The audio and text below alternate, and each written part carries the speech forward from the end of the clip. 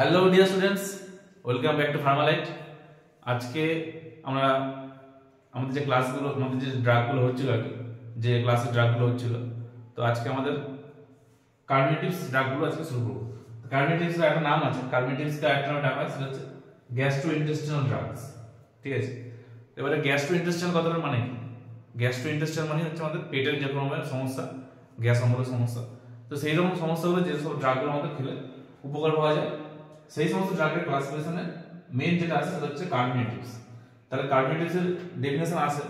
কার্বোনেটিভসের definition আমাদের পড়তে গেলে আমি লিখিনি ডেফিনেশনটা তোমাদেরকে বুঝতে হবে, নিজেরাই লেখার চেষ্টা করবে। কার্বোনেটিভস হচ্ছে এমন একটা এজেন্ট যেটা আমাদের কি করে, গ্যাস্ট্রোইন্টেস্টিনাল ট্র্যাক্টটাকে ঠিক করে, মানে গ্যাস্ট্রিক যত রকমের প্রবলেম সেটাকে ঠিক করে।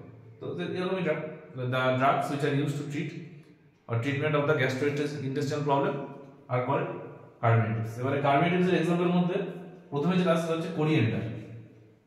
কার্বোনেটিভস অনেকগুলো ভাগ আছে, আজকে শুধু কোরিয়েন্ডার আর ফেনাইল যেটা আছে সেটাই করাবো। কোরিয়েন্ডার আর ফেনাইল, ঠিক আছে। কোরিয়েন্ডারের যেটা সিনোনিম মানে জানেন যে অন্য নাম কোরিয়েন্ডার ফ্রুটস। এটা হচ্ছে একটা ফল ধরনের, ঠিক আছে, একটা ফল হয়, এটা গাছের একটা ফল, সেই ফলটাকে নিয়ে কিন্তু এটা ড্রাগটাকে বার করা হয়।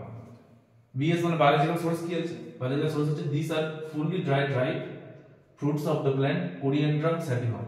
এটা হচ্ছে পুরোপুরি একটা ড্রাইড রাইপ ফ্রুটস, একদম শুকনো পাকা ফল, ঠিক আছে, ড্রাইড রাইপ ফ্রুট, শুকনো পাকা ফল অফ দ্য প্ল্যান্ট। কোন প্ল্যান্টের? প্ল্যান্টের নাম হচ্ছে কি কোরিয়েন্ড্রাম স্যাটিভাম, এটা হচ্ছে প্ল্যান্টের নাম। তো পাওয়া যায় করতে গেলে সিনোনিম যদি পড়ো, সিনোনিম মধ্যে কি যেহেতু ফ্রুট আছে, তাহলে ফ্রুট পড়ছো মানে জিনিসটা বোঝা যাচ্ছে যে আমাদের এটা এর যে বায়োলজিক্যাল সোর্স আছে এর মধ্যে কিন্তু ফ্রুট থাকবে, তার মানে এই যে ড্রাগটা আছে এটা কিন্তু ফ্রুট থেকেই বার করা যাবে। তাহলে এটা হচ্ছে একটা fully dried fruits of the plant Coriandrum sativum, এখান থেকে পাওয়া যাচ্ছে। ফ্যামিলি কি? ফ্যামিলি হচ্ছে আম্বেলিফেরা। আম্বেলিফেরা হচ্ছে ফ্যামিলি।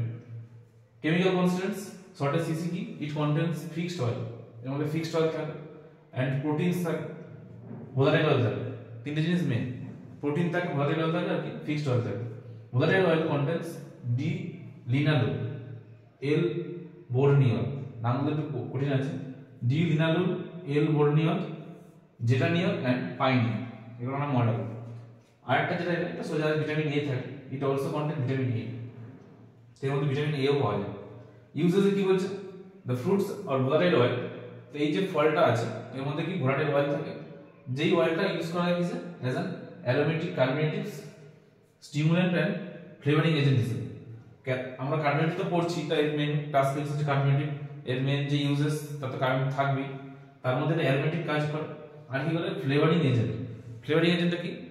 যে কোনো কিছু ফ্লেভার দেয়, ফ্লেভার মানে কি এটা ভালো একটা বেশ গন্ধ দেবে, ভালো একটা ফ্লেভারিং এজেন্ট দেবে, ভালো গন্ধ বেরোবে আর জিনিসটা, ঠিক আছে। যেমন দেখবে কিছু কাশি সিরাপ আছে বা ধরো কিছু ধরনের ওষুধ থাকে যেগুলো খেলে খুব তেতো হয়, সেগুলো খুব তেতো হয়, তো সেগুলোকে কমানোর জন্য আমাদের ফ্লেভারিং এজেন্ট লাগে। ফ্লেভারিং এজেন্ট দেওয়া হয় কেন? কারণ যাতে জিনিসটা আমাকে খুব সহজে খেতে পারি। ধরো এটা খুব তেতো জিনিস, তো তেতো জিনিসটা এত তেতো খাওয়া যাচ্ছে না, তো তার মধ্যে যদি কিছু ফ্লেভারিং এজেন্ট দিই তাহলে সেই স্বাদটা কি হবে? মিষ্টি হয়ে যাবে, কিন্তু কাজটা কিন্তু সেম থাকবে, কাজ কিন্তু আলাদা হবে, শুধু এর যে টেস্টটা সেটা পাল্টাতে হবে, ফ্লেভারিং হবে। This oil is used as a পারমিটিভ। আবার দেখো এই অয়েলটা, মানে এর যে অয়েলটা পাওয়া যায়, মানে ফল থেকে রাইপ ফ্রুটস থেকে যে অয়েলটা পাওয়া যায়, সেই অয়েলটা পারমিটিভের কাজ করে। পারমিটিভ তোমরা পড়েছো আগের দিন। পারমিটিভ আমাদের কাজ কি ছিল? আমাদের যে ডিফিকেশনটা আছে, ডিফিকেশনটাকে ঠিক করে, মানে বাউল ইরিটেশনটাকে কম, একদম বাংলা ভাষা বলতে গেলে পায়খানা পরিষ্কার করে, পেট ক্লিয়ার করে। এরপর যেটা আছে সেটা হচ্ছে ফেনেল, ঠিক আছে।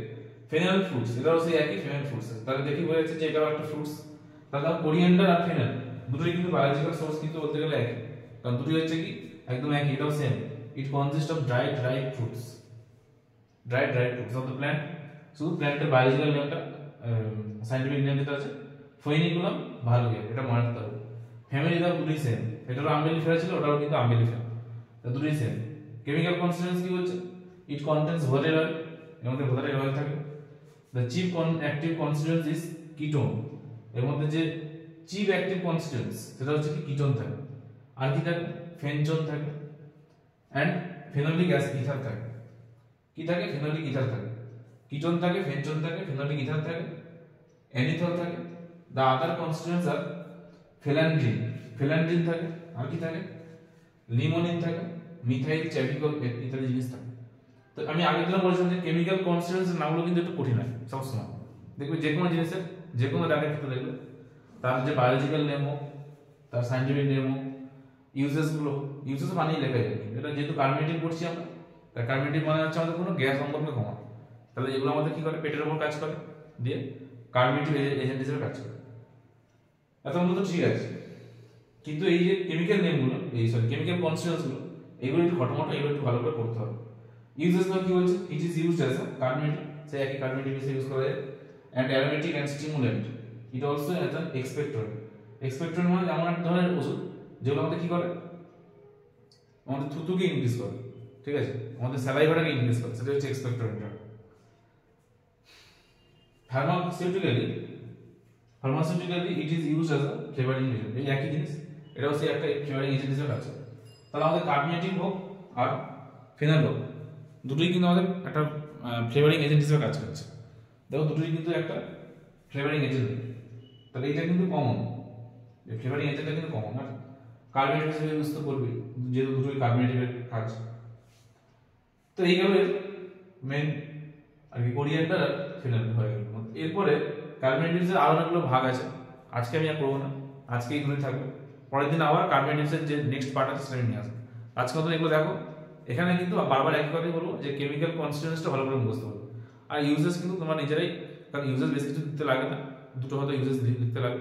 আর একটা জিনিস সেটা হচ্ছে সায়েন্টিফিক নেম।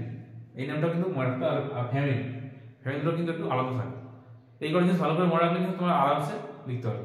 আজকে মতন গুড বাই।